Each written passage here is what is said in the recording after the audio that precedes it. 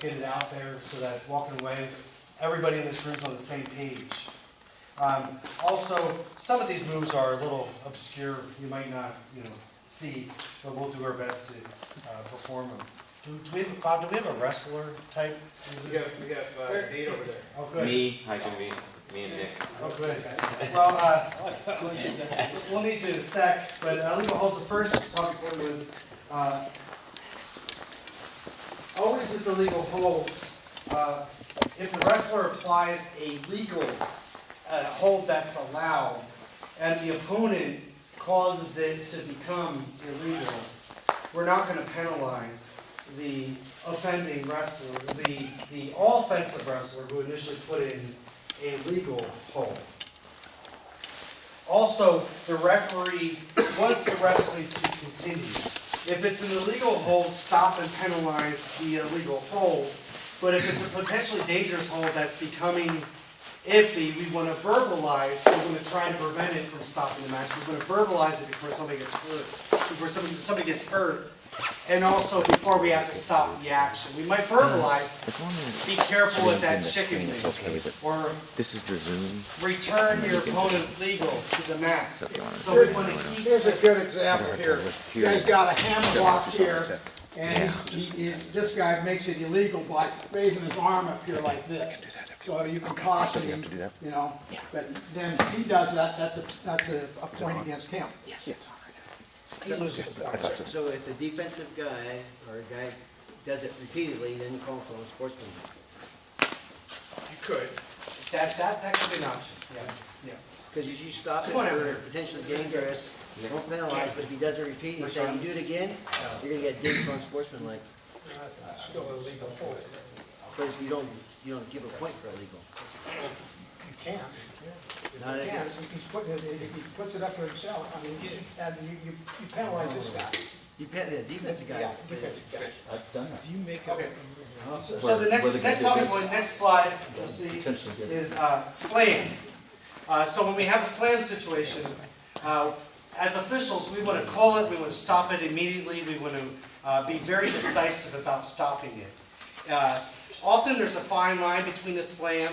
It might be wrestling is an aggressive sport. It might be a forceful return, but if you have any doubt, it's a slam, call it right away.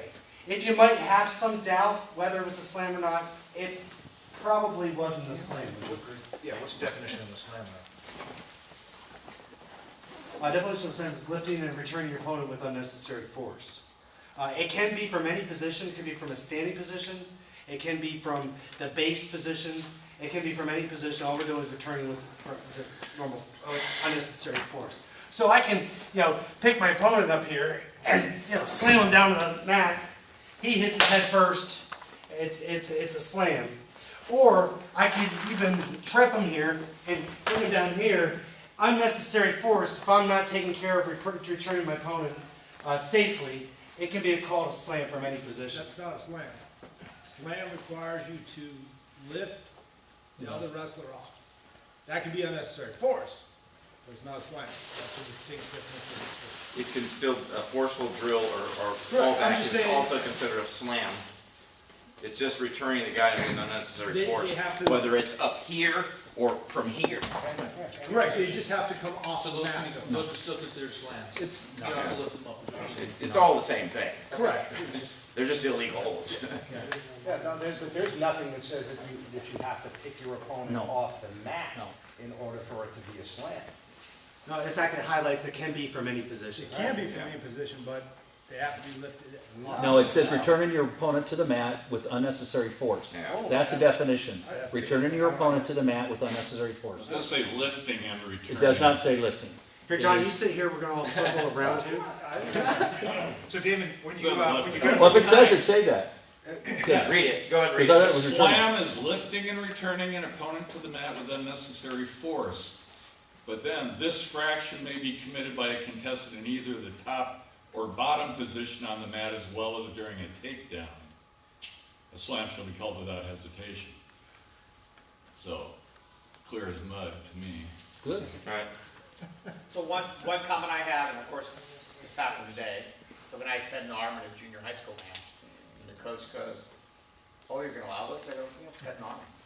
Well, some of the referees have a problem with that. It's like, well, it's not a slam, head and arm's not a slam, because it's not a lift, it's a throw.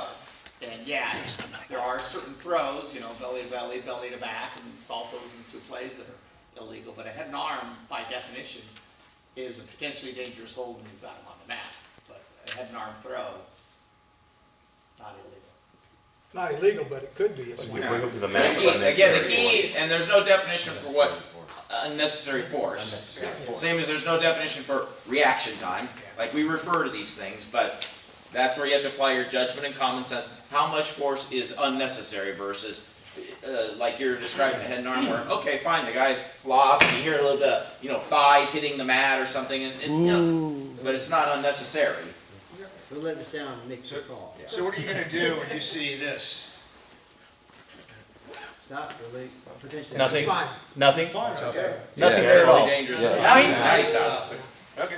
Hey, I've got. So but let's clarify that, especially for the apprentices. Guys, what he's pointing out is it's considered potentially dangerous when a wrestler stands and he has an arm or arms trapped. So it could be like this, could be a 2-on-1, could have him like this. Okay, once he stands, we are in potentially dangerous. You are not required to stop it. If I have two very good wrestlers and we're like this, I'm watching them because he probably knows how to bring him down safely. But we all have been instructed, the interpretation is, if in this position he lifts him off the mat, we must stop it. So in our state, we've been instructed, if this happens, now we stop it. Because he can't defend himself with his, in this case. That's basically the interpretation for safety purposes. But from here, I might backheel trip him or bring him down this way or something. Like, we don't necessarily have to stop it, like Chuck says. We're watching. You may be telling him, careful, careful, he's got that arm trap. But you could not sweep his legs right there either. You could, but again, you have to be careful. What you're playing with here is if I bring him down to that shoulder where he can't break his fall, that's why this is potentially dangerous and why we're not going to let two inexperienced knuckleheads maybe continue on, because this guy's about to do one of these versus if I just backheel trip him. I'm the one that got hurt there.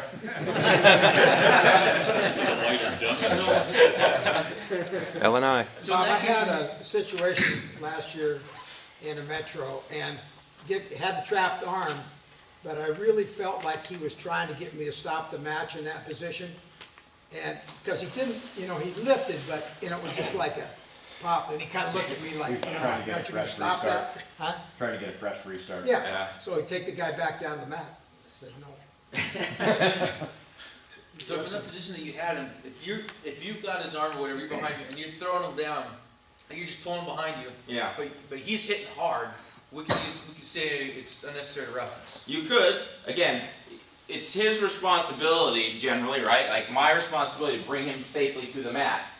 That's why if I'm about to step in front of him this way, I am about to drill him. Yes. Versus if I just sort of trip him down this way, he just went to his knees, he's good, right?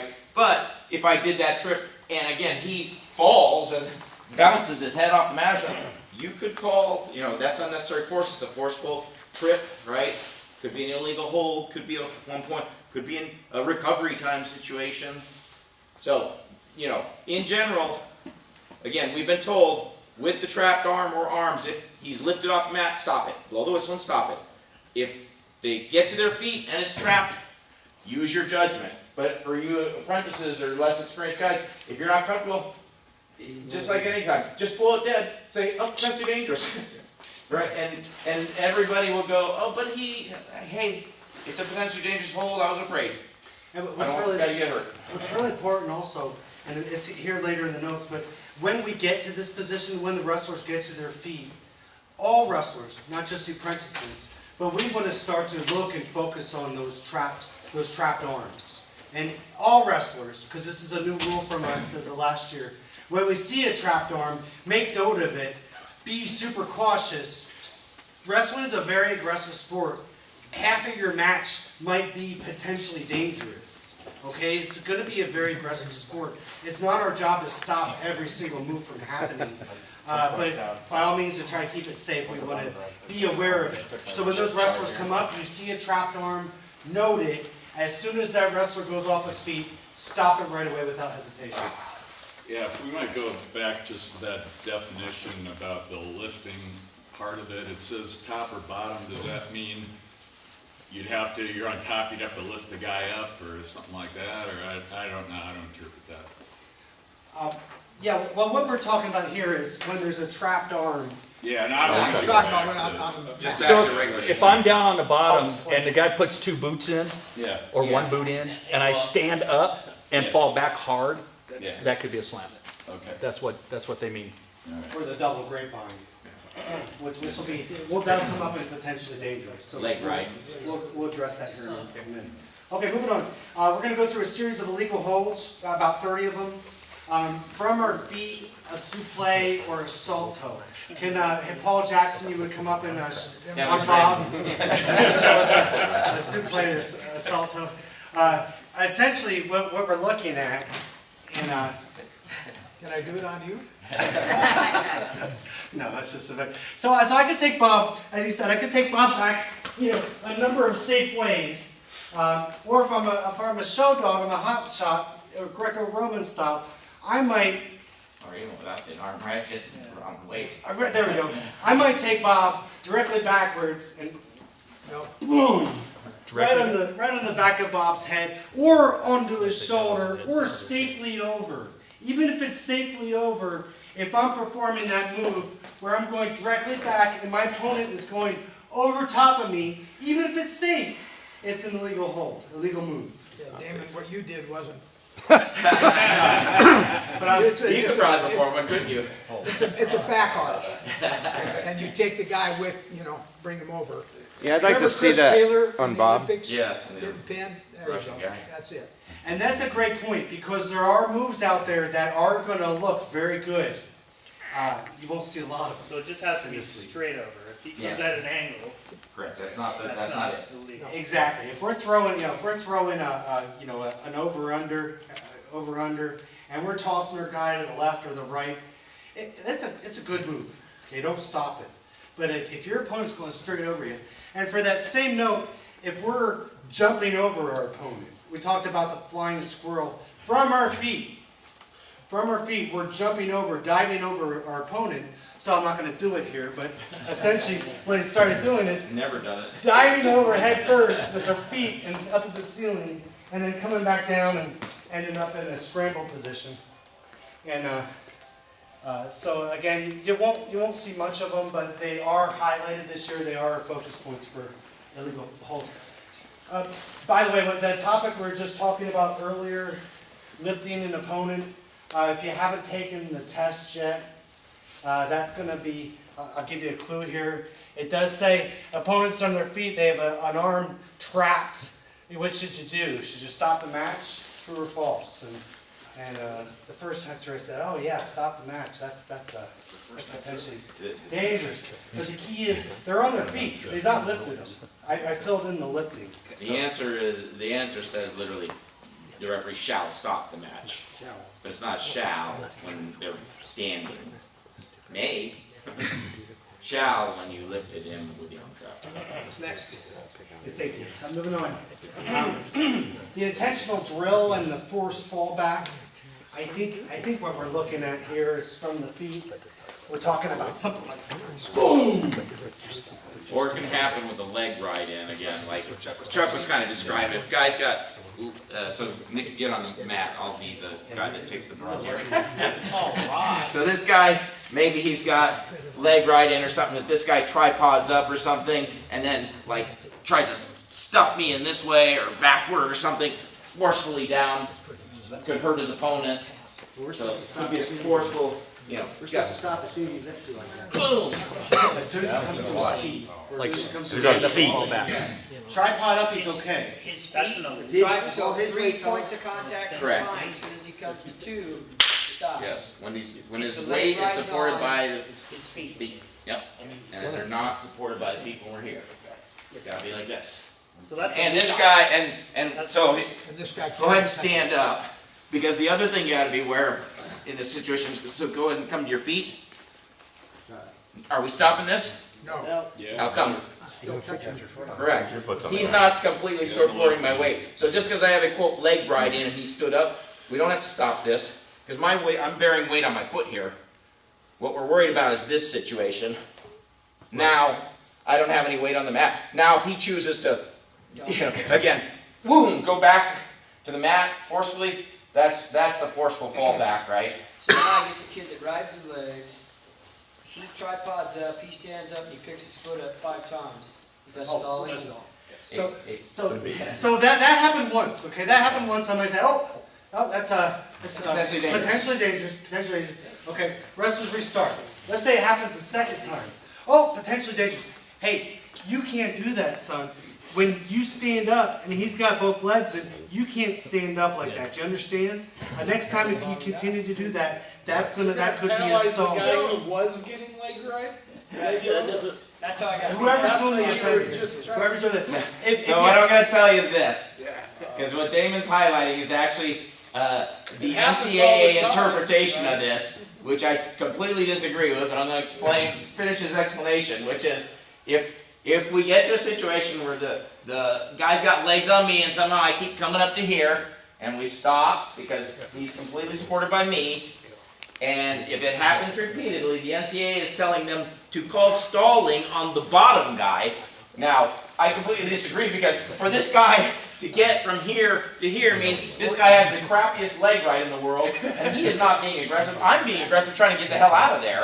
So I disagree with the interpretation, but that's what their interpretation is. Couldn't the top wrestler just Oh, put yeah? their foot down? This year, Good. they made entirely responsible the guy who's behind for returning whatever the bottom guy does, whether he puts in legs first or legs second. At the top, if it comes up that situation, you start basically a count on the top guy, and the top guy is 100% responsible for it. This isn't college anyway. No, but the thing is, that's what, even in the high school, they were giving you that interpretation that if the guy creates the situation repeatedly, then you could call stalling. So how do we want to call it?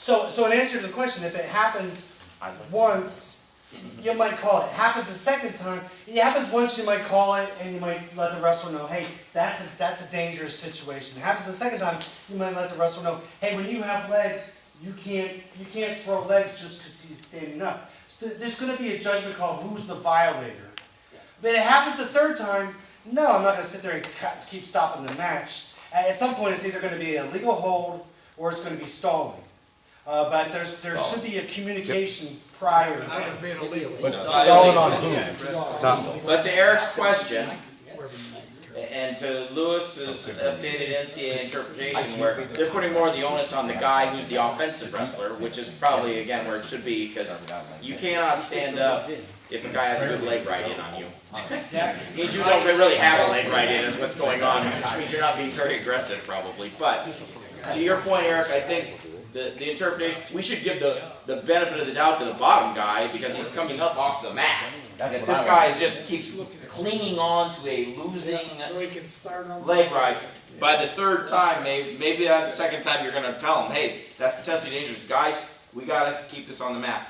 Otherwise, it could be considered stalling. And when it happens, hit the top guy. The other thing, the top guy can put this leg down. Yeah, he can take the leg out. He has Well, I can leave one in and put And the he's other one really down. responsible for returning the guy, and if he just leaves the legs in, he's not taking that responsibility to return. Okay. Guys, I just want us to be real careful that we're not coaching the kids out there. No. And basically, in my opinion, if Damon had done what he said in a match on the second attempt by the kid, I consider that coaching. Because you're basically telling the kid what he can and cannot do.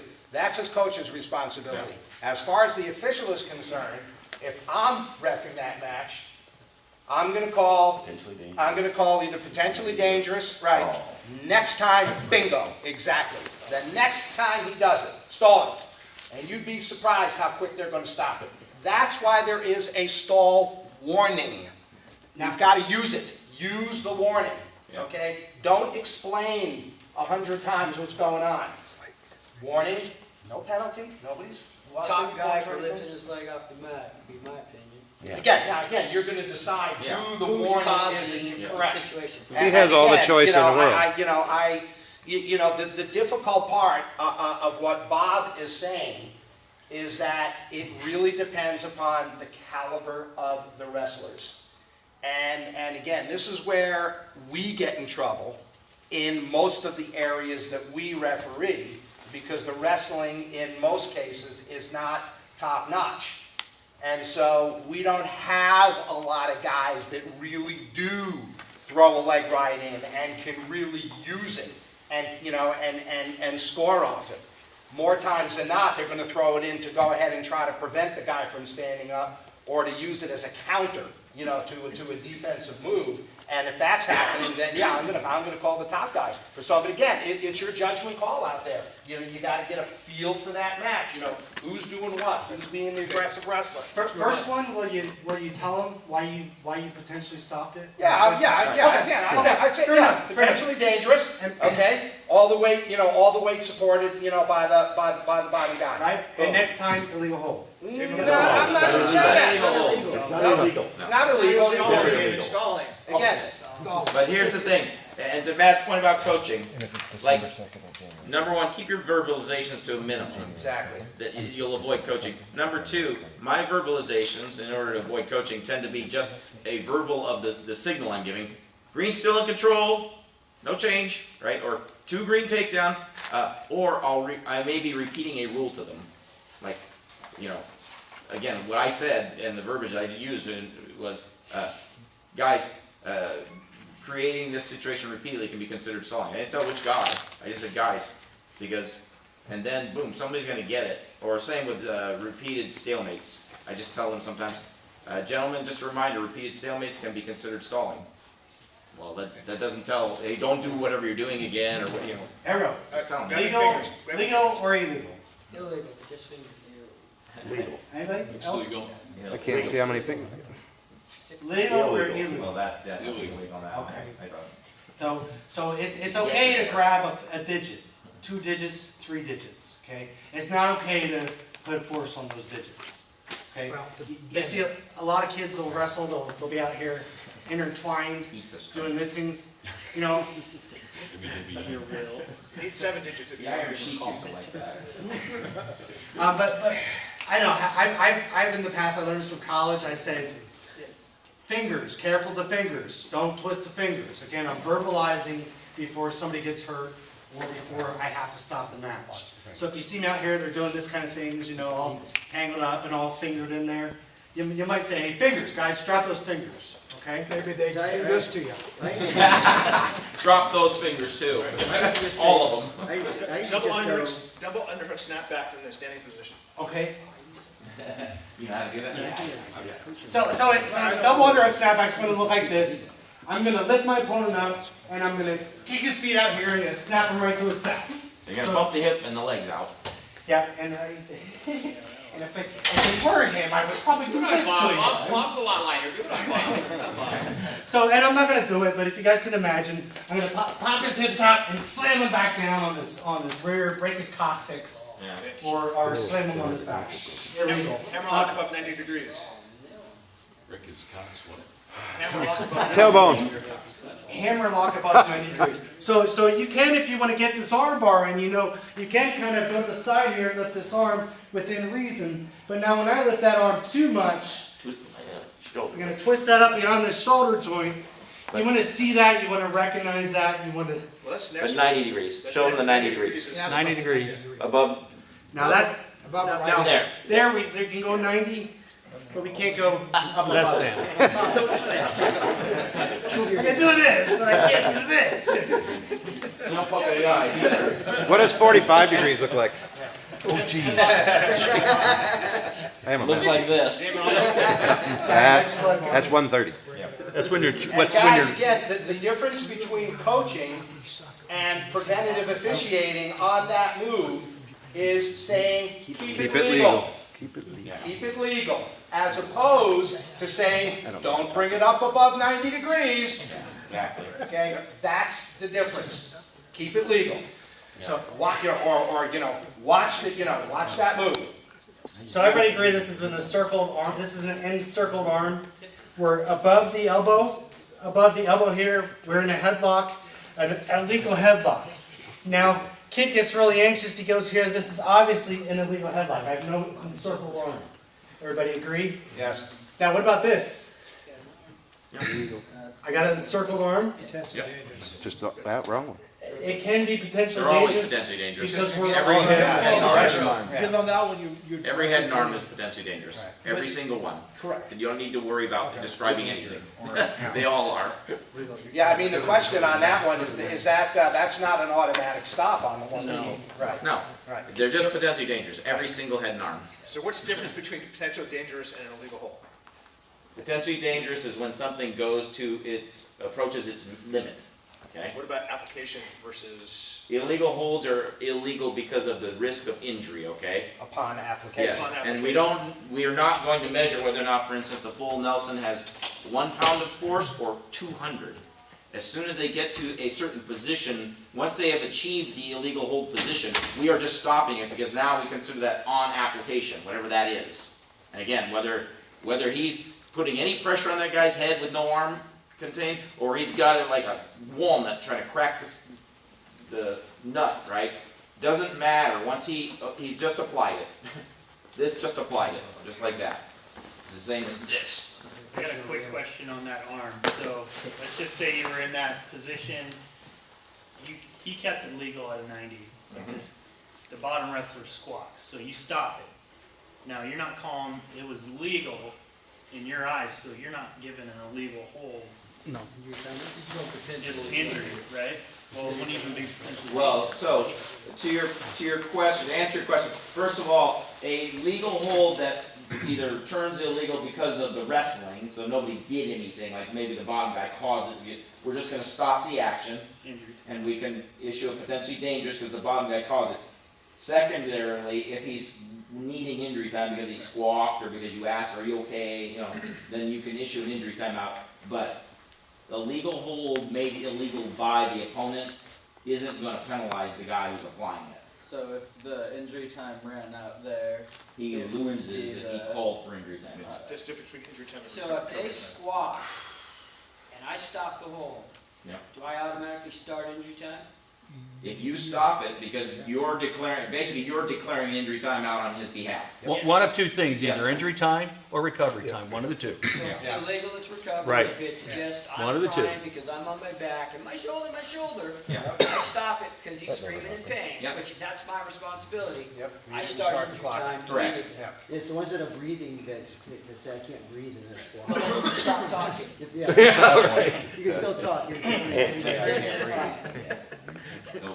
So, If the grip is such that it's putting pressure on the throat, my understanding is we tell them to loosen it, and they don't, Yes. would that you be? just tell him, Let him breathe. Let him breathe, loosen breathe it. in there. Okay, and if they don't do it sufficiently to where we're comfortable, does that become illegal, or is it potentially dangerous to stop it? Your judgment. It could be either. Yeah. I would say generally starts as potentially dangerous, Just but begin, though. repeated insubordinance becomes an illegal hold. Yeah. That's what I found in this league. Yeah, Brad, you know, if after you said, you know, let him breathe, so then he cinches it even more, okay, then I'm probably gonna call it illegal. Right. But if, you know, you let him breathe and he's kind of rolling around and he's really not changing it, now you're really concerned for the other wrestlers' welfare, then I probably stop it and call it potentially dangerous. Yes. But again, judgment call, guys, that's what this sport's all about. It's all judgment. So, I'm stopping the match, because the guy's crying out, he's in pain. So, he's on his back, I'm giving 3 points for near fall. You're giving whatever near fall he's earned Okay, plus the let's next say level. And then I would get stopping the match, right, at 1 point, because I had to, no? No. That's only if the bottom guy's doing something illegal. Yes, so you're going to, if you're stopping the match, like in Gary's scenario, my shoulder or whatever, and he's in near fall criteria, you're going to blow the whistle. And he already Whatever had he has 5 count. earned, so let's say you've had a 3 count. 3 count. So you're holding 2. Whatever he's earned, he's going to get that plus the next level, which in this case, he earned 2. He's going to get a 3-point near fall, and you're just going to start the injury clock because you stopped it because he was in injury time, not because he was, slammed or something. But what If the you kid got- doesn't if you crack, got 5, you give you're him just 4 seeing points. he's probably turning, you just joking. If you make the decision to stop, you're declaring injury time. Okay, if you're doing that because of your assessment of what you see going on is like, I don't feel good about Well- it, or the kid can't be responsive. I'm asking, are you okay down there? You need injured. Bob, you could also stop it when you see that arm across the throat and he's obstructing the airway. You could say illegal hold. Or you could say potentially dangerous. Well, Yeah, they're if you're potentially stopping dangerous. because I think you said because you can see Well, he can't no, breathe. No, I was saying because the kid's crying out in pain. 'Cause Yeah. I had 4 or 5 kids on Saturday. My arm, my shoulder, it's like, Mine too. I don't see anything wrong, but if they're crying out in pain, well, I have a Raise your responsibility. 75, Tom. Yeah, and that's a good point. And sometimes it's a fine line between nerves, the kids are nervous to be out there, or they get scared, they're I'm about. off my back. Ow! So just so you know, for the apprentices, what I told them until they get more experience, if the guy cries out, stop it. Just stop it. Don't try to make any, oh, he's okay, uh-oh, he wasn't. So just stop it, start the injury clock, and award whatever points may have been earned in all of that sequence. Move on, straight scissors. Hold on, Michael's got a question. So the situation I was telling you about on the phone, kid had a pretty tight cradle in, but it was right across the throat. And the kid wasn't, kid losing, he didn't cry out or anything. Yeah. I just saw he was putting a lot of pressure on the throat, so I stopped it potentially dangerous. Do I have to give injury time right there, or can I just stop? Not it? if you stop it for potentially dangerous. Okay. So that's different than his situation where Where the kid cried out. kid's crying out or asking for injury time versus you're looking at a situation and you're going, that's at the limit, that's a potentially dangerous, that's at the, I'm not feeling comfortable. Or even if it's illegal. Get your headlock. Yeah, you could call it You could illegal stop too. it but not do injury. So here we go. Correct. Legal or illegal? Illegal from there. The elbow, no. Illegal. Illegal. Can he breathe? Illegal. I'm I'm above the elbow. Yeah. Okay? Now what if he wiggles his arm out? Good for him. I get stuck. Defensive guy. Keep it legal. I mean, Yeah. legal. Yeah. Keep it legal. I just call it, Or stop this it. guy can feel it when he's losing it. So if he's losing it, he needs to adjust. Break the grip or cinch it up again or something, but. So it's a hard call to make, young guys. It's a hard call to make. The guy's on his back. Let's say it's 12-0. You know, I'm just working away. But all of a sudden we're looking for the pin, and you're looking at the shoulders. You're looking at the scapula. You're trying to figure out if this is a pin. Then all of a sudden you look up. Uh-oh.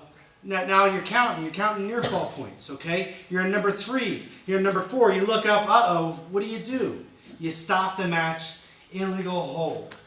Yeah, that's illegal. Yeah, Correct. but The bottom guy causes it. Not if the bottom man pulls it out. It slipped out. It slipped out. So I'm not in the scenario where the guy's weaseling his arm out of here. And if he is, my responsibility is to let go of that hold before it becomes illegal. So I don't know. It may be an illegal hold still, but it's definitely potentially dangerous. But meanwhile, what I'm getting at, and I know it's a little bit also, what I'm getting at is when that goes out, there's a legal hold that's become illegal. And there's many times you're counting near fall points, you have to stop that. You have to reward the aggressive wrestler 2 near fall points and illegal hold 1 green. So this guy just earned a point, even though he's getting pile drive on.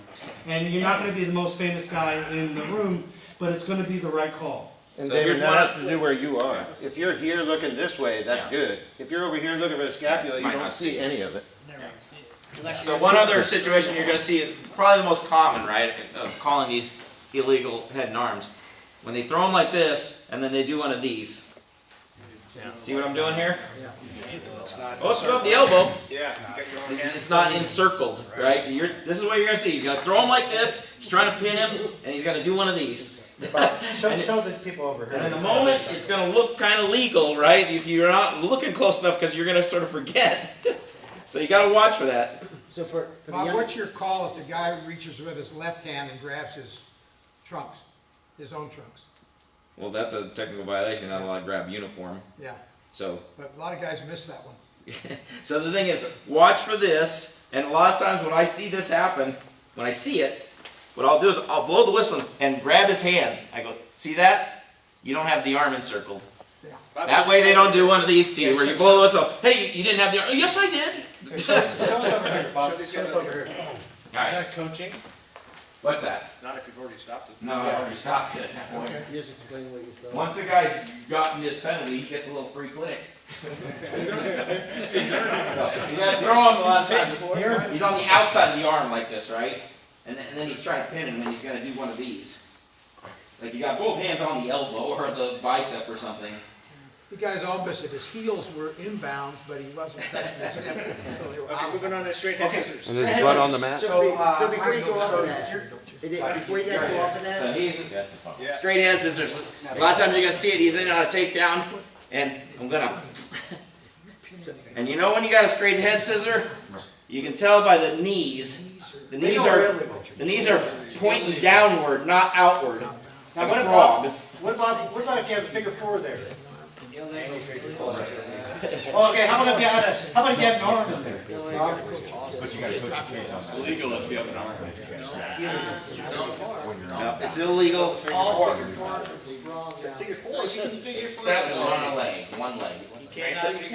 But the straight scissors you first did, that's illegal. Straight scissors are illegal on the head. Okay, now Legal on the body. what about this one? What about this one? Legal. Legal? Legal, illegal. Legal. Okay, what about this? Legal. Still legal. I can't do it. But what about this one? Illegal. Illegal. Illegal. He's putting force on it. He's just like trying to hurt the guy. Oh, yeah. So he's Trying not to just do something holding for it, punishment. but he's trying to squeeze the life out of him.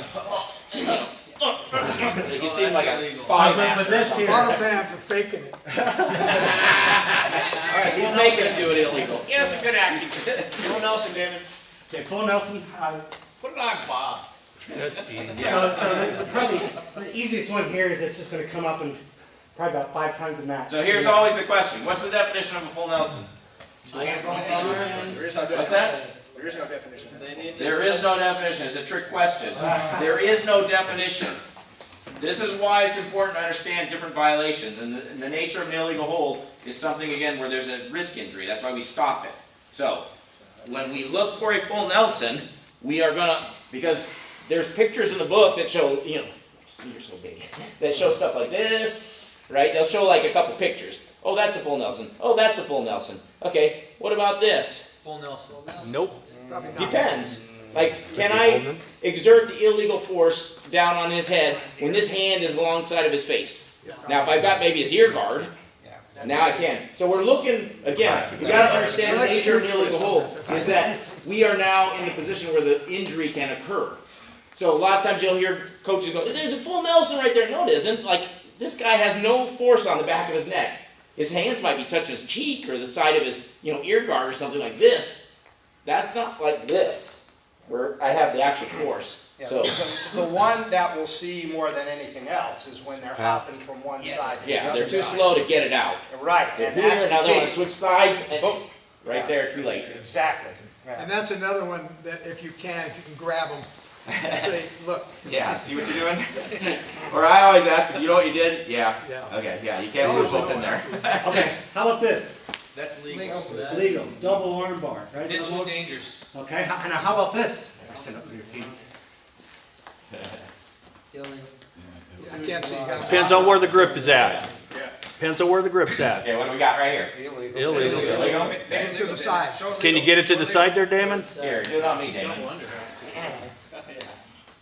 Now do it to the, can you get to the, That's legal, No. right? That's illegal. Now make it Got the armpit. Illegal. You gotta take it to the Illegal. arm. under his armpit. Yeah. The other side armpit. You Lock can't up get under around his that armpit. far. Lock up under his armpit. Here, Bob will like get this. it. Like Small this. guy. That is legal. Turn it around. Turn it around. Rotate dance with him. Doesn't stop the spine. Legal. Proper. Both his arms aren't jacked That's up why in they the don't air. like this. See, I can put all this pressure on his neck with my whole body. He can't do anything about The other it. one's He can like start that. down like this. Now again, we're away from all the pressure on the back of the neck because the grip is down here. And I can protect myself potentially from All right, Bob, while you're there, front Bob quarter. will take the other way. Chin. Front quarter. Okay, so quarter Nelson, right? Quarter Nelson. So it's like this, right? Hand on the back of the head or neck. Okay, and then they'll grab this or else wrist to wrist or whatever. So With the chin. this is a quarter Nelson. Now with the chin, they're gonna do this. They're gonna. That's illegal, right? That This is illegal. So we got a quarter Nelson with the chin applied. you'll see guys that like to apply this. I don't know if you got Ryan, if you coach this stuff here, or if you ever did Max, like where they'll have the hand down here alongside the face, try to put some leverage on the neck or whatever, and then they're going to put this quarter in, and they may actually do this kind of thing. If I'm not grabbing the chin, I don't have the illegal hold in this situation. But the problem is when they have it in there, it just kind of looks like it, like you're going to see that, and they got to be careful. But if they do this, definitely. Right, and so from an officiating position perspective, where do you want to be? You want to be down, looking, over here. you know, you want to be looking up at that move. You want to be, you want to be in here, you know, looking, making sure, and you know, in this case, boom, illegal. Yeah. You know, So when they move around like this or whatever, he's got to make sure he can see between the two wrestlers and down underneath, so he can see it. He's not going to see it from this angle. So If he's looking up his rear end or at his back, he can't see what my hand's you're on the doing. side and you're underneath and you're down low enough. While you're there, the front head and arm, same thing. Head and arm from the front, same issue. Okay, so front head and arm, there's a lot of different ways to apply it, right? You can sort of lock, well, I'll do it on this side. You can lock it up underneath here. They can do this. They can put the hand on the chin as long as they're not twisting the neck. Okay, it can be there, and a lot of guys will do this. But the thing we're going to watch out for, and we've sort of as an association set this standard that if they lock up on the front head and arm, on the arm side, so got the arm on this side, have them locked up over here, then we're okay. If he locks up on the neck side, we stop it. Because there's guys that know how to do, like, cut off your circulation and within 2 seconds knock you out. Yep. And if you lock it up on the neck side, there's nothing to stop that. If we've got the padding of the, you know, the shoulder and the arm, that's not going to happen. But we always have to be looking, again, like Matt was saying with the choke. Yeah, that he's not doing something to the throat here. So you got to be down, able to see that, and see whether or not there's something illegal. And you'll know in some cases when they are standing, and this guy tries to lift him, you'll see that he's choking him there, okay? Versus sometimes the guys that apply this right, or well, a lot of times they'll put that palm, or that back of their hand on the chest, okay? And then they'll feed this thing through and do like a bulldog on him. But see, this is on the chest, not on the throat, okay? We're trying to make sure that this guy doesn't put pressure on the throat when he's doing this stuff. Bob, there's one other hold right from there too. Same thing, but they duck under that. The gobbly, we used to call that. Well, it's not, it's more than a gobbly, it's. Because we used to do this kind of thing here. Yeah, it's, you Yeah. called it a gobbly, we called it something else, but that's what I'm talking about. It's a duck. It's a duck. Not that. Oh, the fireman's hand. Now, hey, can you do that on him? Can you do that? Because the stuff you were telling them was legal. There was a lot of pressure on my throat. Could you do it to him? Okay. So it's all potentially dangerous. And So it's here- all a judgment issue. Now, look at me as an official. I'm over here, and I can't see anything. I can't. So I might come over here, get in better position, and now, like you said, now I'm actually down here on a different level, and I'm checking this out, and it looks okay from here. Looks okay. But now, clear that throat. Clear that throat. Okay, I'm gonna warn against that. Okay, I see this all the time in this league. I don't like it. I don't like it. So it's always important to have that airway clear, and I'm always gonna want to be down. Clear that throat. By the time Make you sure he get to can the other breathe. side, he's got it choked out. Now grab your elbow. Yeah, so those type Grab of that under situations, what I tend to do is, if they're playing with it, if they don't use it right away, then I'll call potentially dangerous and say, you're gonna use that move, use it quickly, don't go out there and dance with it, right? Just, you know, because you can blow it if they're not using the move. And all head and arms are considered potentially dangerous. And especially if they grab the chin, if they grab that chin, it's legal. It's just, if they don't use it right away, stop it. I think we don't just use it did that just a minute ago. Well, no. So neck wrench, you're going to see it a lot of times when this guy is trying to counter a takedown, where he's going to whip his hip and grab him by the chin usually, and try to whip him over that way. Illegal now, Okay, or you'll see a lot of times down here like this. They'll get him down with that front head and arm, then they're going to try to you know, head in the hole or something, or grab his ankle, and they're holding onto the chin, and as they're coming around, they're twisting his neck to secure this, right? So you gotta watch out for that. Watch where his placement of his hand, if he's grabbing a hold of the chin or the neck, and as he starts to move around, this guy's neck might start The longer they twisting. try to move it, the more likely they're gonna do something wrong, illegal. Yeah. So you're more likely you're gonna be out of position. So again, if they're not using it quickly, blow it. And it's not illegal to put the hand on the chin, but it's illegal to wrench or twist the neck. Leg block cutback. From what I understand, this Well, you gotta be careful, you can't take that restart it, hold away they from don't that use it guy. quick and Yeah. You're just taking a move away from a guy if you call it that quick. If This it- is, when there's they- when nothing they wrong don't with move it it- if you put your hand on it and hold it there. So when you start to wrench it, then it becomes illegal. Like, if you see the guy's face. Leg lock. As far as I know, this move. If the guy knows how they're gonna use it, they're gonna use it quickly. And, okay, so I'm not gonna injure our dummy, not dummy. I said a better word. Demonstrator. Our volunteer thing. But what I'm gonna do to perform this illegal move is I'm gonna just jump both my feet on the back of his legs, and I'm gonna kick out his legs. That's a different move. Poor kid's on the injury list on day one. Are you talking about this one here? Where we got, like, That's the rear standing double knee kickback. But we're talking about this one where we're gonna reach in here? I just copied it out of the rule book. So which The one? leg, the leg block. It says leg block. Where they chop it out, I think. Oh, that's some jujitsu shit like this, like when you're doing like. No. All right. It's when you're working a whizzer usually, and then you're gonna reach through his leg and pull him over. Yeah. What's a whizzer It looks like this. You may not even reach through, Bob. Because You might just, some you guys might just- bring him down because he can't break this fall. Well, That's why. plus it's kicking out that near leg right there. I Yeah, mean, hit it. It's kicking him from the back. Right, exactly. Although there's the cutback, which is like Damon was saying, where we used to do this when I was in junior high, right? Like you jump up and put both feet behind his knees to collapse him. Michael would like to see what a wizard looks like. Okay. He's got a whizzer in me. He's applying a Over under. Nick's And we're applying gonna a be- whizzer to Damon. We're gonna be looking to try to get in some sort of. You're using position leverage. advantage here. Over scissors with pressure applied. Okay, so get down on that. I'll try to apply this to you. I won't apply it with pressure though. So lay flat. So what's going to happen is basically you're going to put a figure 4 on this guy's leg, and the one foot is going to be, so this will be the crossbar of my 4. This will be the long axis of the 4, and they're going to take this foot, this toe down here, and they're going to hook his leg. And when you got this thing figure 4'd out, and you're putting pressure on him above the knee, and your foot is pushing this out, it's going to push this knee joint sideways. So that's why it's illegal. So it will look kind of like this. So you're going to get a figure 4 on upper thigh. Which is legal.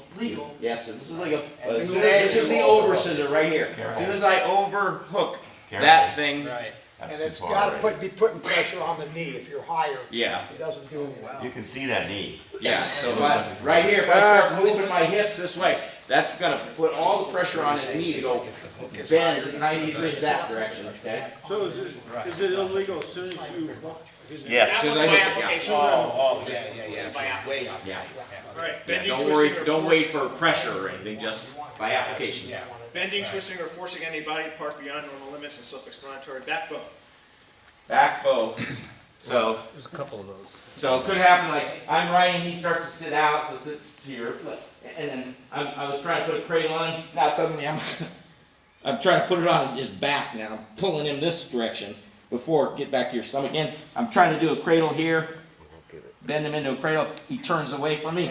Now I'm, Bob, I think, Could be, I it's think really the sad bow is when you hook the leg and take it across. That's That's another another one. That's another version. That's the one we're talking about. That's the collegiate No, no, version. no. No. Step the leg over first. No. it's the same thing. The back. See, this is what we're doing, we're putting pressure on the back, either way. Bob, I think put your leg over.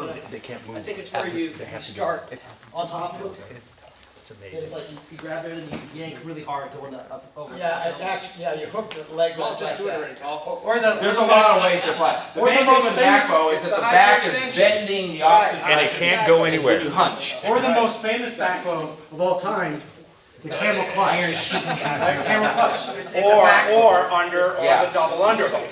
Yeah. And that's where you'll see You it. can see it like, yeah, we used to call this the surf rider. You get this double underhook, and then in order to really, Right. you wouldn't go over, you would lean back. Yeah. So anytime we're doing something where we're pressuring his back the opposite direction as Again, when I mean, he would you know, hunch. Bob, That's on back. the one that you just showed, again, because, you've got your weight on his hips, so you're not really doing the back bow. But if you underhook this way, Yeah, yeah. and then pull him straight nothing's back, happening. there you go. Right here is easy. Right. Again, you just have to be careful about the limits of how that spine can move. Yeah, with that double arm bar, you're gonna let him work it a little bit because he needs to Oh, pick sure, him but I'm up talking about to like, be- we used to do Right. exaggerate, like, you pull Right, him all yeah. the way here, right? Like his chest about this high. Michael, stretching. Doing that back hold, are we doing that back, was that gonna be an illegal hold? It's illegal. Or potentially dangerous? It's illegal. Yeah. All right, if you get- before we if you're- cover chicken wing. If you're doing a match with a females, a female, if their backs go a lot quicker, so if you are watching, just watch that for female Yeah. wrestler, you go, then like, Okay, chicken wing legal. Everybody agree, chicken wing legal? Yep. 90 degrees with Okay, your arm. chicken wing. Potentially dangerous, you're not, Until you put pressure on it. Yeah, Especially if you open the hand. You open the hand. and yeah, that's- now I'm probably stopping that, but. So are we saying that's potentially dangerous or illegal? So, what you may see, right, they're working a bar arm like this, and then this will come up a little bit. Now, as long as he's not applying pressure towards the shoulder, like I could be in this position, and you may just blow it dead, potentially dangerous. Like, keep that bar arm legal. Keep it legal. But if he starts to use it, now we'll just call it illegal. So like, a lot of times this will happen. Guy will have his hand, he's trying to work it, he starts slipping up and say, keep that legal, and then he'll adjust it. But if he doesn't, and I say, keep that legal, and then he starts to crank it, and I'll just stop it and give him a penalty. That's illegal hold. Like, you have to watch out for this guy's shoulder, right? That's what I'm telling him, right? Keep it legal. Problem is that we were saying driving forward. If you drive that at a 90 this way, Correct. That's legal. So you're just basically saying the arms up, you're going, taking it. forward. Yeah, that's why 90 degrees is the standard. Yeah. Because here, we're just trying to drive him that way. But if we start driving him up towards the shoulder, now we're violating that, right? And then in Because that we're worried about the position, shoulder joint. in that position, if he takes his other arm and plants it out like that, Yeah. where you're doing it, is that, now it's just potentially dangerous, so I gotta It stop. depends again on whether or not I started forcing it. Yeah, we're supplying. If I'm just here trying to turn him, and it's kind of slipping up a little bit, I say, keep that legal, and then he decides to. Yeah, but Mike, you're talking about the other I'm arm. talking about the other arm. Right, the other shoulder. Picture of Yeah, it depends on whether or not you feel there's a jeopardy there. Not illegal on my part, that I can't So it'd be control him from potentially doing what he's doing with his arm. You're not controlling that. But we're looking again whether or not that's at some sort of limit, because suddenly he's being pressured in a way where he can't remove it, it won't bend. It's not like this where, okay, that'll bend, but like you're just trying to, oh, that's gonna Right, hyperextend. there's a picture of it in the book, so Yeah. that would be potentially not illegal. Correct. It's potentially dangerous unless it's driven beyond the normal range of motion of the joint. It could be illegal. So you might call I'm talking potentially about the dangerous. far arm though. I know, but he drives that far arm, if Yeah. he pushes it real quick, it could Yeah. be illegal. If before he you drove it stop too far, right, because he's the one that, again, did it to him. Like, he may have gotten his arm stuck out there. I didn't need to, like, put all my force in and within a split second, drive him over and break that thing.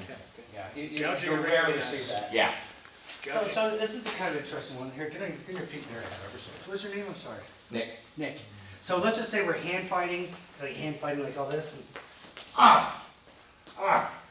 Now, is that just about a penalty for the offensive wrestler? Not necessarily. I'm not calling Not it. if you don't unless I see it. see him poke him in the eye.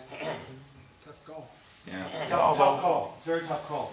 So, Second time, yeah. I mean, the point being here is gouging that, even if accidentally. You might look at his eye and see if it's still in there. You know how you expect yourself. Don't need no stinking eye. Okay, and then any move that's unnecessary beyond any reason. I think what was something, on your belly if you could. I think something really common is you might see stuff like this. Yeah, or on the back of the neck in a power half or something. Yeah, where- any knee on the body. Yeah. Knees don't go on the body. I know Go a on the leg, couple, not on the body. right.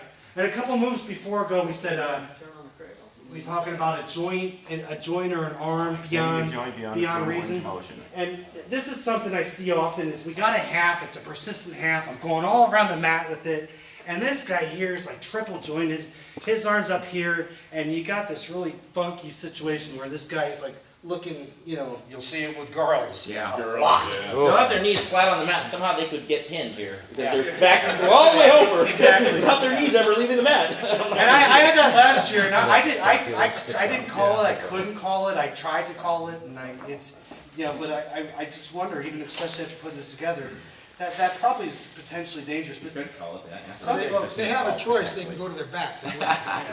that's the Gene Mills, that's the Gene Mills philosophy. So one of the things this is a good little thing to hold on to. I heard from an official across the country. He said, holds are applied, not delivered. Okay? This ain't part of a hold. That is not part of a power half. Okay? Or this. A power half is this, yeah, or this. Okay, so remember, holds are applied, not delivered. We shouldn't be hearing noises like that when a guy's applying a hold. Regarding the comment you made about he could go to his back, in the book, or is the casebook, I can't remember, I read somewhere it said the wrestler shouldn't have to choose between going to his back and injury. Yeah, forfeiting life and limb kind of thing. Right. And so if he is triple jointed like that, I mean, I've seen that a couple times last year. I haven't seen it yet this year, but potentially dangerous to stop it, or Well, you don't want to ignore it until an ambulance has to come and fix it for you. And that's something, by all means, we don't want to have this high school wrestler, this 12th grade wrestler, not have a chance to compete in Tacoma because he got his shoulder ripped out. Because as an official, we ignored it. But it's a tough call. It's a point where we have to be as good officials as our own selves can allow, because it becomes a judgment call, and the safety of both wrestlers is in our hands. It's a big responsibility. But wrestling is an aggressive sport. It's a tough sport. A lot of these holds we're looking at are tough moves that can be potentially dangerous, and if not watched, become illegal, and it's our responsibility to differentiate that. Somebody had a question over here?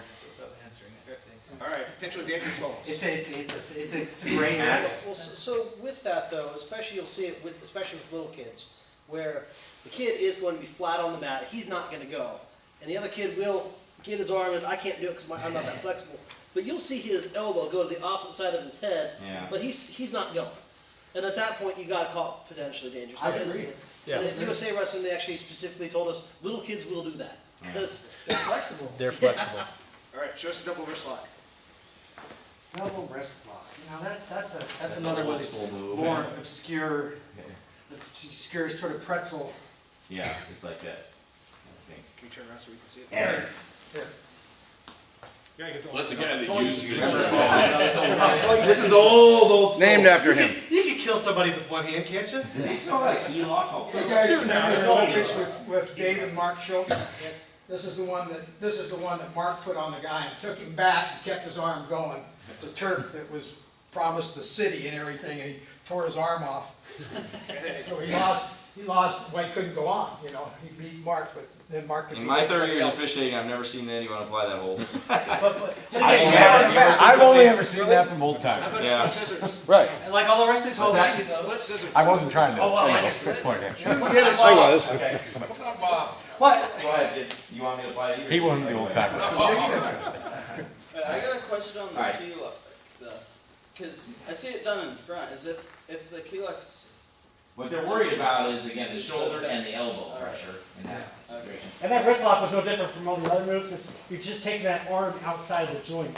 So it just Alright, feeds the very split well. scissor starts with, got a leg right in on one side, he's hooking the other leg, and so what we're trying to avoid is splitting him like a wishbone. Legal or illegal? Go ahead. Legal now. Legal or illegal? Legal now. long as you got jeans on, it's legal. The guys that want to keep this move, what you're going to want to see them doing is rolling him towards his head. To the head. So the knee is going to go towards the head, not knee split apart like a wishbone. If I start extending my leg here and pulling this leg this way, that's when it's going to be too tight. Vasectomy's free there. Okay. So again, normal range of motion. Once we get to a limit, that's when something's potentially dangerous. So again, with some of these things like a choke, like that hole, there isn't a clear line necessarily. So splits are legal Yes. if it's done for punishment.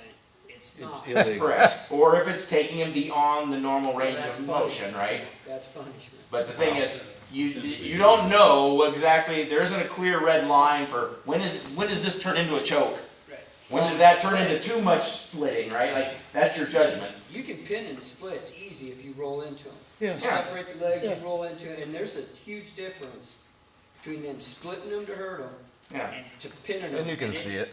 It takes you seconds to be in the pinning, and if they hold it for more than a few seconds and they're not rolling to the head, personal experience, they're hurting them.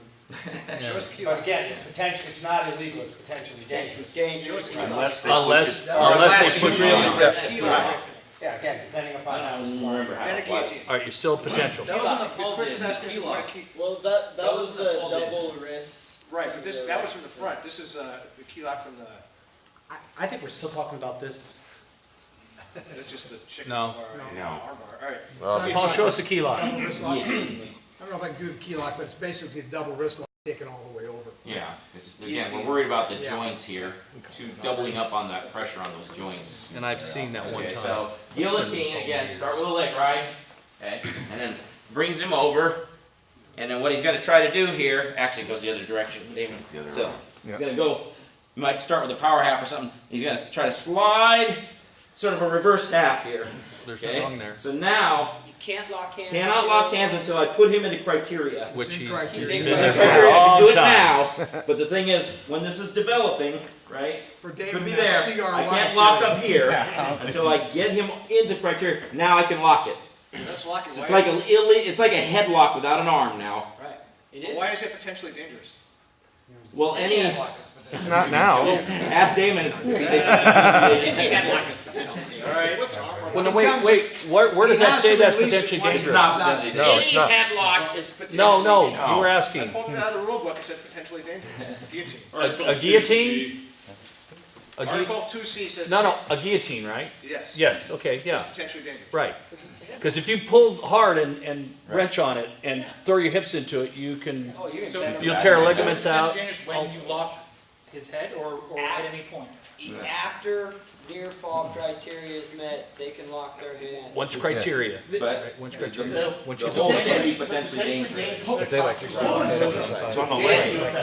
When you take the arm back, like he did it the right way, but when you pull the arm back, you're pulling the arm back like that. Can I just speak from experience on the It was right here the whole time. The whole time my arm was pulled back, I felt it right here the whole time. Before we locked the head, after we locked the head, it was right there. Now let me show. You did it the Let me right show what way. David's talking about here. So we start with the leg in here. In order to try to get this thing in here, what he's doing is he's sometimes going to pull this way up, like wrench this out of socket in order to get my head up underneath there. So we have to be careful in this situation, not to let him just start I think that's the reaping it potential over that. dangerous. Towards the head. Thank you guys for trying to duck Not that. after the criteria. So we're going to David, done. get underneath this way, not by lifting this thing all the way that direction and tearing his shoulder out. How far can you go? It could be, but if he starts wrenching it over, you're just going to stop and call it illegal because you took it too far. Okay, that's We it. have to protect the wrestler. That was it for illegal and potentially dangerous. Any questions before we go on? So to clarify that point right there, it will be potentially dangerous, but if they take it out of the range of motion with unnecessary force, then it's illegal. Yeah. With Because any- again, with any potentially it could be a shock move. I'm going to give a handout here to guys because sometimes, like the rule book, you can memorize the rule book, right? But memorizing the rule book isn't always enough. You have to kind of understand why rules are the way they are, because not everything will line up perfectly with a definition or a specific picture or whatever, right? Specific case example. So this is just a little handout I created to sort of delineate the different sort of illegal acts, the different violations. I'll just highlight it real quick and then you can consume it at home in more detail. So, turn to the side of the table, because this is just sort of a simple thing. This table sort of illustrates for you the sort of the seriousness of violations. The least serious stuff is on top, working down to the most serious on the bottom. And the reason I highlight this for you is because that's why you need to understand when you're officiating how to guide your actions for something that, you need one, Paul? Yeah. How to guide your actions so that you're not stopping action when you shouldn't, or letting something go when you should. You give them a chance, right? So, just keep in mind, we know some of these things are less serious because you don't penalize them right away. Like Matt said, stalling, we get a warning. Cautions, we get 2. That tells you that's like and it doesn't add up to disqualification. That's why we know it's not a very serious violation. Flagrant misconduct on the other end of the scale, boy, no warning and you are out of the sport. Just right now, you're out. And they'll let the state administration handle you now. So, there's a hierarchy, and it's all based off of sort of the seriousness of the infraction, generally having to do with either the level of safety or the level of transgression against the sport that it represents, okay? On the other side is just an alternate set of definitions I give to try to explain. The rule book isn't very good sometimes about providing definitions. They just say, what are illegal holds? Oh, A through X. And they list them all, versus saying, look, an illegal hold is something we're worried about somebody getting injured. Right? It is a hold or maneuver which jeopardizes the safety of the wrestler. That's why it's illegal. Because A through X isn't enough. There could be A through triple Z. There's all sorts of maneuvers that could be called illegal. There's no picture or name for them. But they are, you would call them illegal because somebody's taking something way too far and they're going to hurt their opponent just by applying that. So know these sort of, look at these alternate definitions because it tries to give you, again, the rationale behind why is something illegal, why is it unnecessary roughness, why is it a caution, or what is a stalling, etc. These things aren't always defined in the rule book, so I just sort of synthesize them down based off of pulling the rule book text together from various parts. Question on, so potentially dangerous in the signal for it, right? Yeah. Are you giving that, because you don't have to stop it, right? So are you giving that? Do not give it while the action's in progress. Okay. So don't, while they're resting, don't be doing this. Because now you're going to scare mom and coach and everybody else. You should be stopping it! Why is he stopping it? Stop that! Because in one case, it could be a good case for if it gets illegal that, hey, I did. No. Yeah, you don't want to. If you're going to give the signal for potentially dangerous, do it after you blow the whistle. So yeah, a good point is, you know, a lot of these things we're showing are potentially dangerous. They can become illegal. But this goes on right to the next segment is potentially dangerous mechanics. Number 1 is to verbally caution. So Bob, can you get him in a potentially illegal standing headlock? Okay. So I'm just going to go through real quick. I'm going to read them. Verbally caution, block the hold if possible, stop the match if necessary. So what this might look like is I might say, hey, make sure you can breathe. Clear that throat. Clear that throat. I might even go, you know, I might even. You're not supposed to touch them. I might even block the hold if necessary. Can you help me? I know you copied it right out of the. But as far as block the hold, Yeah, I think. Like a full Nelson, you just jump on there and you can grab it. it's stopping the match, right? Or if a guy's got his arm trapped, Yeah. and he's gonna bring him down, you can get on the side with Right. the trapped arms at. So that's easy. So, If it okay, comes. so if you get in that headlock, what it might look like here in live action, I might say, hey, make sure you can breathe. Clear that throat. Clear that throat. I say clear. Illegal hold. Illegal. Son, you gotta clear that throat. You can't obstruct that breathing area. Okay, back to the center. Okay? So that's potentially dangerous. Now let's do it again, and now listen to what I say. Let's get that headlock in there. You call that potential dangerous, you call that illegal. He called it illegal. Yeah. Put it on. Good call. Good call. So go ahead. Keep that legal. Keep that. Make sure you can breathe. I can't breathe! Make sure you can breathe. Clear that throat. I still can't breathe! Can't you hear me? So you see, I verbalized. I'm taking you a ladder!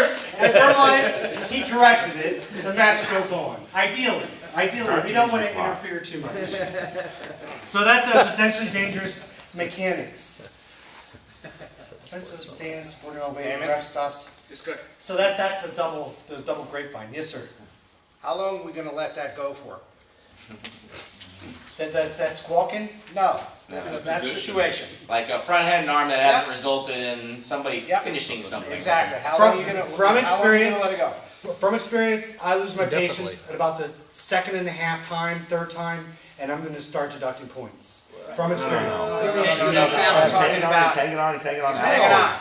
Okay, so all right, well, first of all, we're starting in a neutral situation. Okay, both guys on their feet. Bob gets the head and arm, or the front headlock. Okay? How long are you gonna let him go with this? Now, Rico, are we moving on to stalling? Are you making a stalling? I'm just. Because we'll get to that. We'll get to stalling and stalemate. No.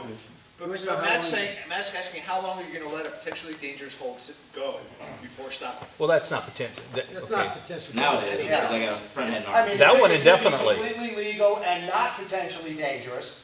But again, how long are we, we're gonna let them, dance for 30 seconds, for a minute, for the whole period? There are guys that are gonna use illegal to stall time to get in the. But he's saying, we're not talking about stalling right now, we're talking about potentially dangerous situation. That could go on indefinitely for the potentially, dangerous. I'm sorry, That should stay live until you stop it for stalling. Or goes legal. Or safety. Right. It's not unsafe, it's potentially unsafe. So that could have gone on indefinitely, except for we would have stopped it for stalling, but we're not going there yet. And, or if it went out of bounds, or if the clock stopped. Why don't we go there, since we're talking Let's go to the next step. All right, Yeah, talk about he's stalling. got a program. So here's we got a plan. So here's the one thing. Hey, wrestlers, hold on. We got a problem at the clock. We got a problem. So what did you have? What did you have? WWE. Wrong way to do it. Big X. Okay. So call me over. Come over here. Wrestlers, stay right here in this middle 10-foot circle. I forgot to start the clock. Yeah. What you got? Talk to me, 10 Brian. seconds unused. Yeah. Set the clock for a minute. Hey, stay in the center circle, please. Stay in the center. Push him out. Set it for 190. Okay. Here we go, wrestlers. To the center, right here. Okay. I know it's silly. I know if you're going to be in Tacoma, you're going to be the only person running to the table like this. Yeah. What's the score? Yeah, that's right. 3-2. Yeah, good. Okay, wrestlers, right here. On the marks. Okay. You're probably going to be the only official. If you make it to the state tournament, you're going to be you're going to be 3 out of 10 officials. You're going to be in the half that do it that way.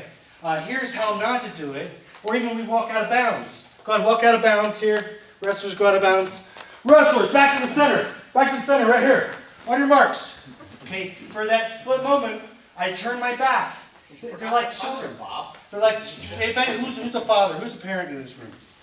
They're like 3-year-olds. Herding cats. You can turn your back on them, but then you find a penny in their throat. You got to shake them upside down and get the penny out. Okay? When I first came to wrestling, I was mat side at Chief South in their regional tournament. And it's rare for a super assistant referee to be mat side, but it gets so busy at those regional tournaments. Chief South had a fella in there, and it was Bainbridge Island and Chief South. It was an ugly match. They were thugging each other. And the Bainbridge Island kid was doing something underneath there. Wallace Cochran, Cochran was on the mat. And after the end of the match, Wallace, walked over the table. The wrestlers, signed their bout sheet, and the match was over. Right? The wrestlers signed their bout sheet. The match was over. Well, this wrestler from Chief South came over, got his stuff, and then went right back over to the Bainbridge Island corner. Whack! And just, it was the biggest blow in there. Kids sued him. They went to court. It won't happen. It will happen 1 in 1,000 times. But by all means, never, ever, ever, ever turn your back on the wrestlers. Even if they're giving each other hugs before the match starts, which will happen. They'll be out there hugging on each other before, during, and after the match. Just never turn your back to the wrestlers. What's the proper mechanic if you have to go to the table? When I go to the table, I go like this. Wrestlers, right there in the middle. Wrestlers, right there. What is it? What do we got? Okay, come on. Okay, back here. Wrestlers. Walk sideways. Like I said, just do some unnatural things like this. And guys, the other mechanic is if you can handle it from still being on the mat, you can communicate to the table when you're in the center of the mat. There's no rule That's two for green. Two for Exactly, green. exactly. Okay, that, good, thank you. Yeah, and He then, was being called to the table. He Right. was called. Okay. Next. Next is, now when you get to a site, you want to, especially you're the first one there, you're there early, you're there 10 minutes early, I always walk around the mat. I look around, oh, those chairs are too close. We can move those chairs back. Oh, the score table's right on there. Is there any other place to do it? Oh, these bleachers. Can we have these bleachers torn out? Hey, coach, can we have these bleachers torn out of here for this tournament? So we got bleachers right here. I got a set of bleachers right here, 2 feet from the edge of the mat. Hey, coach, gosh, this is the best I can do. If your wrestlers get anywhere close to that, just be aware, I may stop their match. Hey, coach, same thing. If they get too close to that wall, I may stop the wrestling, okay? So now I've communicated, this is a major safety hazard, okay? Now our wrestlers are wrestling, they're getting all scattered, they're coming towards here, Now, bad, I'm over here. Bad. Here's where I want to be. Wrestler, center! Get to the center. Wrestler to center. Okay, now they come out here. They're still coming out here. Oh, now stop. Okay, I become a human shield. Okay, we all have insurance in here. We have pretty Nassau insurance. Use it. Not Helen That's a little trickier. Scores table, same thing. If they're heavyweights, I guess I don't know. You might, but by all means, do everything you can within reason to keep the wrestlers safe. Lewis has a question. So, no, just a comment. So, the first woman to ever officiate an all-male sport in the Olympics was Sheila Wager, and she always told me they came a distance to do here. Do your best to protect them. So protect the wrestlers is your number one thing. Whether it's putting your body in the way, whether it's stopping early, protect your wrestlers because they're here and you need to make sure that. But I'm not going to stop heavyweights either. But you can stop your whistle early too. One comment I'll add to that is just in general, you should always be between them and the nearest boundary. So in that case, like Damien's, he's over, because they'll sense you. And a lot of times they'll stop moving that way because they sense you're over there. So it's preventive officiating. If you're on the wrong side and they don't sense anybody to stop them, and then boom, somebody's going to go on the hardwood, into the bleachers, whatever. So between them and the boundary, because then you're going to block them from the table. They're going to feel you. Center, like all that stuff adds up. Damon, let's just go right to positioning since we're talking about it. We got 20 minutes left. Yeah, I thought so. Positioning from each position. Yes. Is that what you're referring So to? neutral position, where are you? Okay. So Bob, why don't you let's hear your neutral position. All right, so we're going to start a match. So we're going to position ourselves right in between the starting lines. We want these guys to be physically blocked. Nobody's wrestling. And before we get started, we're going to look up at the scoreboard. Oh, it still says, hey, it still says 3-2, minute 30, or whatever. Like, can you reset that? So before we ever set these guys in position, we're going to, okay, the scoreboard's ready. Okay, great. All right, now at this point, we're going to, timer, ready? And when she gets off her phone texting, and the scorekeeper, hey, okay, good, thank you. Now we know they're ready. Everything, scoreboards, everything, all the logistics are ready. So now at this point, now I'm going to tell the wrestlers, okay, wrestlers, starting positions. I'm going to move back 1 foot. Then I'm going to say, shake hands, move the other foot back. And the only barricade now is the toll gate here. So I said, shake hands, and then blowing the whistle. And I'm completely out of their way. So that's a close-in start without blocking them, okay, without getting, see, I see this happen, like I showed the guys in training, pictures from the state tournament. Officials blowing the whistle right here, okay? What do you think, this guy wants to shoot a takedown, I'm standing right here. So we're gonna make sure that when we put them in position, they're gonna be spring-loaded sometimes. They wanna go, they're ready, a hair trigger, so we don't wanna put them in position. We don't wanna go, okay, hey, starting positions, shake hands, oh, hey, timer, oh, by the way, can you give the, okay. Like, we don't want to do that to them. So we can take care of all that first, then get them in position, and make sure that when they shake hands, we're not in their way anymore. Other than this, this is enough of a barrier, and then nothing to block an immediate attempt. Okay. When the wrestling starts, go ahead and start on your feet. Okay. I don't want to be right here. Okay. I don't want to be right here. Right. I don't want to be right here. I want to be in a position where I can see both wrestlers. So I can see both wrestlers, I have a good visual on the side. Sometimes if they twist around, maybe that's not the good place to be anymore. Maybe I have to be over here to watch it. But I'm going to constantly be jockeying myself into a good position. When they're down, and about 6 to 10 feet. I don't want to be out here at the edge of the mat. 15 feet away. Why? You can't stop anything. I can't stop them. So Bob throws a headlock without an arm and really starts to wrench on it. Wait, stop that move. Where's my whistle at? Instead, if I'm right here and I say, whoa, I'm stopping it right. I'm within enough time to jump in and stop the action. And they can hear you. When you're way out there, they might not hear you. Yeah, I would suggest you're a little too close when you're right there saying be this close. You don't want them to be able to run into you. Maybe you're super fast. Yeah.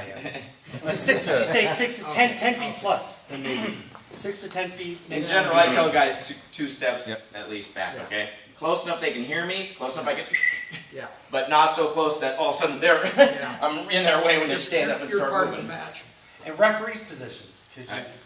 So mechanics, how's it going to be? It's going to be red, take position. Red, choose top, bottom, red, choose bottom. Red, you set? Okay, don't move. And again, Green. Knees behind the Take back top. line, hands in front of the front line, heel of the hands touching the mat. So according to last week, I want to be Yes.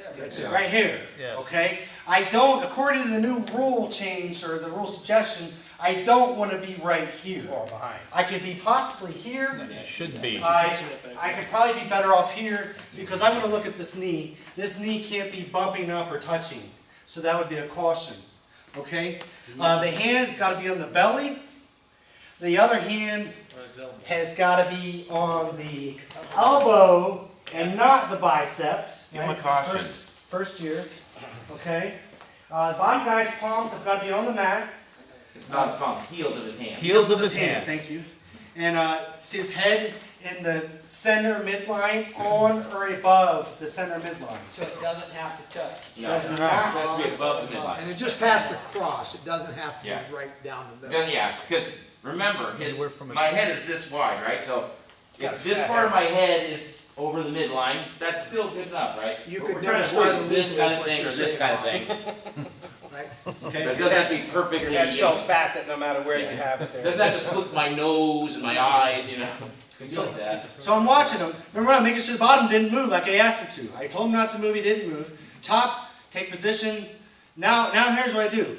Remember, I want to make sure I'm completely still. I don't want to be over here fidgeting, I'm cracked out. But I'm going to be completely still, and I want to do a quick little set.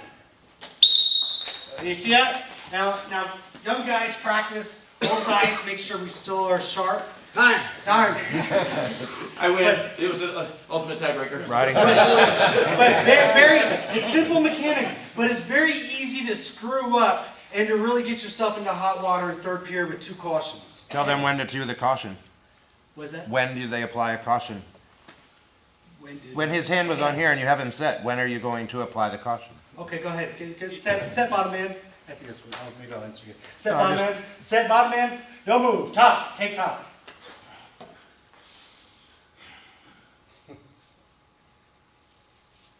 Set. Caution. Caution. Top. Okay. For what? I don't know. That's pretty good. What did he do wrong? I didn't answer your question. I guess before the whistle blows. No, I know. I want them to know when to apply a caution is what I'm All saying. right, Bob had a situation where he should have been cautioned when you came over there and had him move his hand down to the elbow. That was a caution. Yes. So why do you go through that I think sequence? I know what he's talking about. We learned about it in class. There you go. Bob said when he taught us about it, you come up and say what he did wrong before you give the caution. Yeah. Let's so try that it. you can't move it and say, oh, I had my hand That's on what I his wanted elbow. them to know. That's where he wanted to go. Is the better time to give the caution after you say set and right before you blow the whistle? So everybody knows, hey, it's time to wrestle. And if you're not set when I say it, then you get the caution. Well, if your bottom guy doesn't have his hands or knees in the right position, you'll give the caution before the top guy even gets in. That's right. Sure. At any time. So you ask the bottom guy to get set. You Are you ask set? him, right? Set. Are you So set? you brought to another important point. Bottom set, green set, don't move. Red take top. See, I'm going to stay on this side. I'm not going to jump to the side. You should. Because he Check can't the back see you when leg. you're over there. Yeah. He can't be between his feet Yeah, and but you're not back. gonna You know. should be the open side. However, you're not gonna know which side they're gonna line up. That's why you wait. Well, you move when you're checking them anyways. Set. Caution, red, caution, red. Red, you can't be straddling your back of your wrestler here. See how your legs way over, you're straddling. Okay, red, hop off. Green, reset. Go ahead, set green. Green, you set. Don't move. Technical term, hop off. So the point I'm making here is don't give the bottom person the disadvantage of not being able to reset their position because of the top fella or just because there was a caution. Once there's a caution, there's a reset. Separate them, have them reset. Instead of saying, with top still on, caution. No, I'm sorry, top, you have to be on the, sorry, top, you have to be on the elbow. Okay, we're good. Set. No. Have them both reset. Have them both reset. It's just cleaner that way.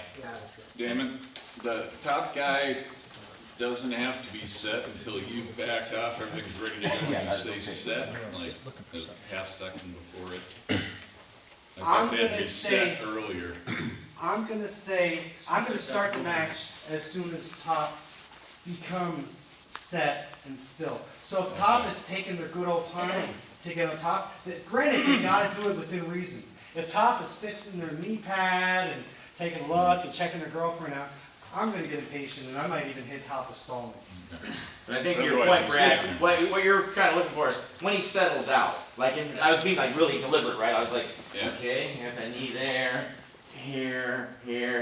Some guys And then are I move methodical. this, that, like, I'm still moving, right? Like, you're just gonna wait for me to, if I settle out right here and now he's getting ready to say set, now he knows I'm not moving anymore. Set. Caution, red. Yeah, like, Or as I'll say, we got our first caution of the match. the thing is, if he's moving around, we're just waiting for him to settle. He might be, doing the whole, All right, now what happens if the top guy has two incorrect starting positions? Is it two cautions, or is it one caution for the sequence? You mean he broke two rules on Yeah, one so set? he didn't have the hand on the elbow when he had straddled the leg, or he's touching the... Caution, red.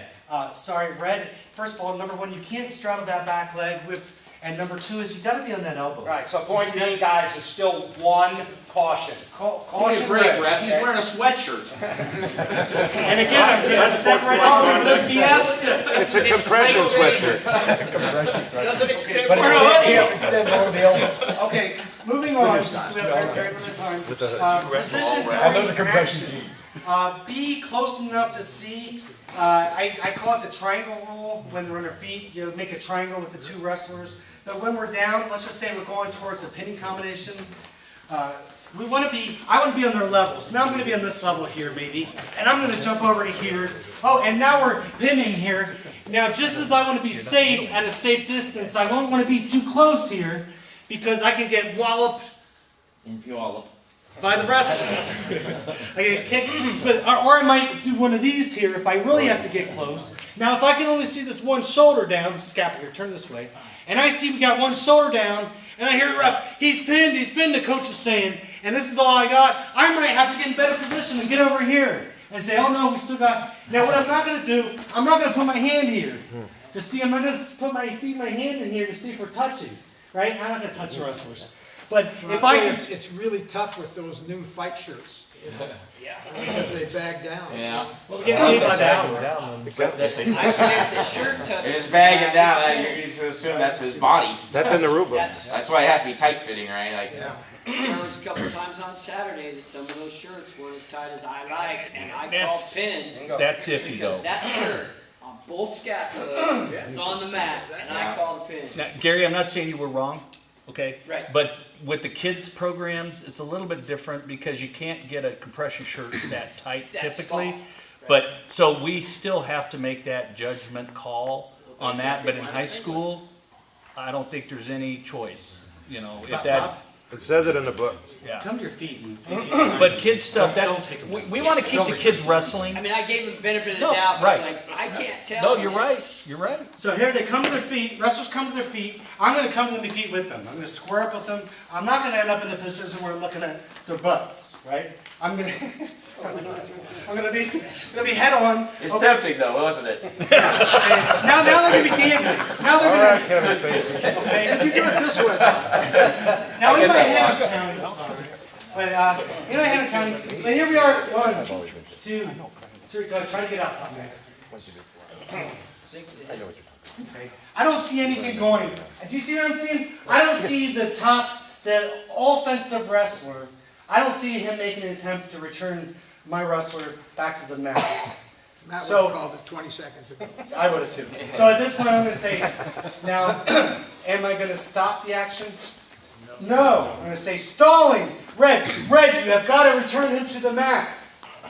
Okay, now he's trying. See, I'm going to let the action continue. Does that succeed? It has to be attempting.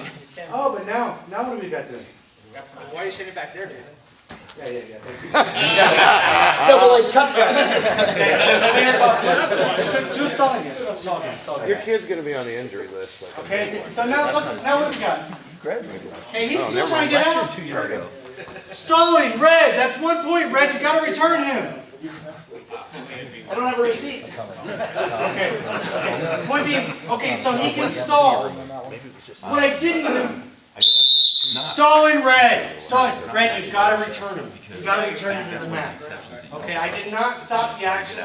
Why? He's already to take down.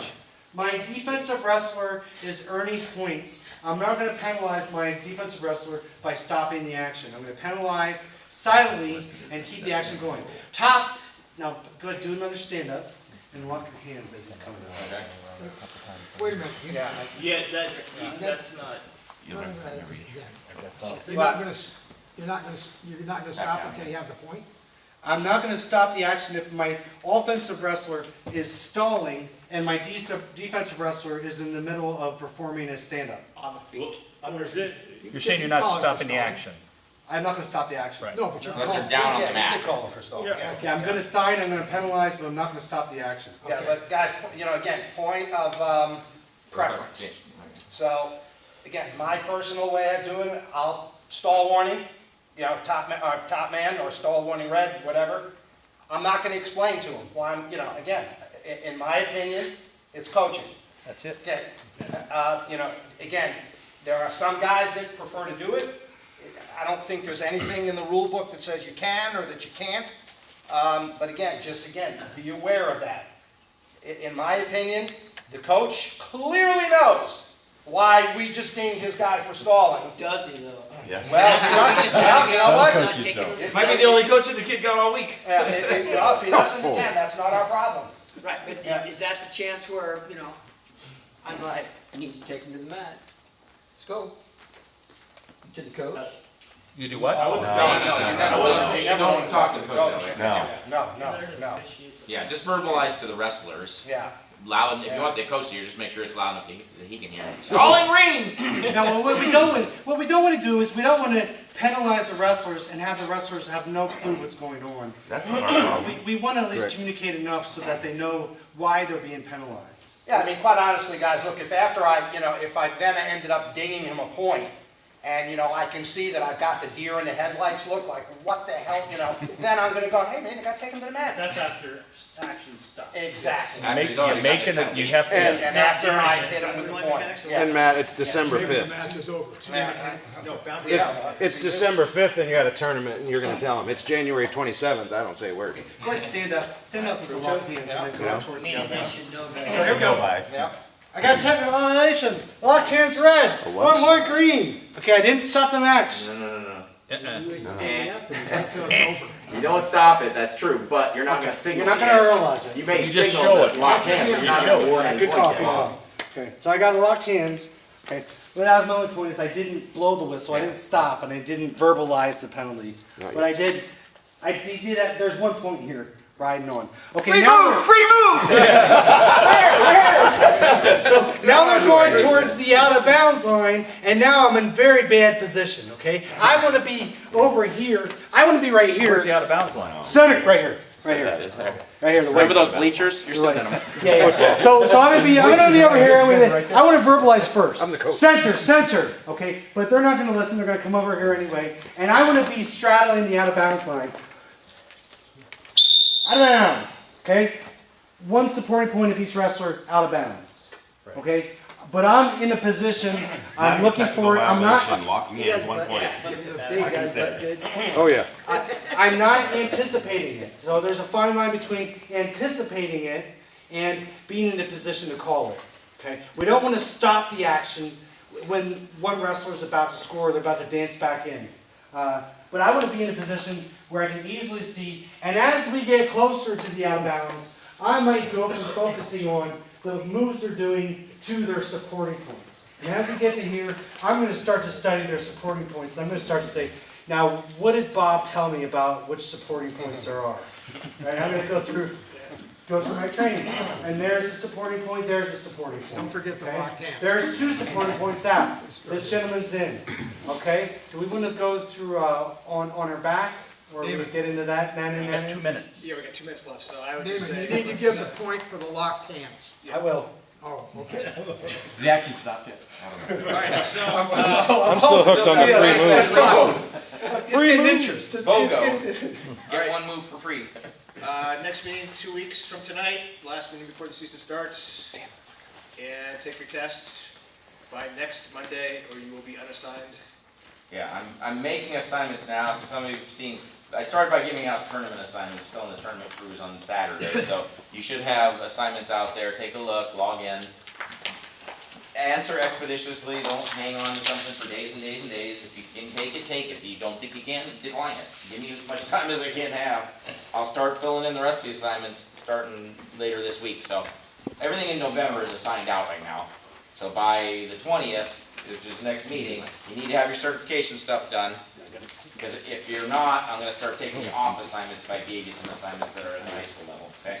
And there is no meeting next Monday. No meeting after Thanksgiving. So you're not staying next Monday, no hot. See that? It's just one of these, right? Right there. And now it's recording, but I froze it.